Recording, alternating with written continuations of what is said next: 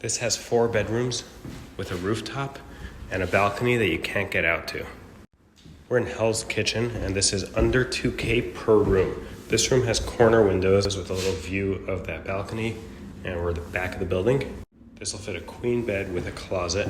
Recessed lighting in the living room, some exposed brick. Bedroom number 2, another closet right there, and they closed off this door. So you've got the window, but it's a little difficult to get out there.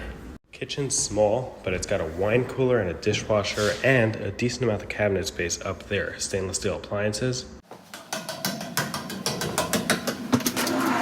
And your little outdoor space, big enough for a little grill. You've got Hudson Yards right there. Central Park Tower, so Central Park is right there. Midtown over there.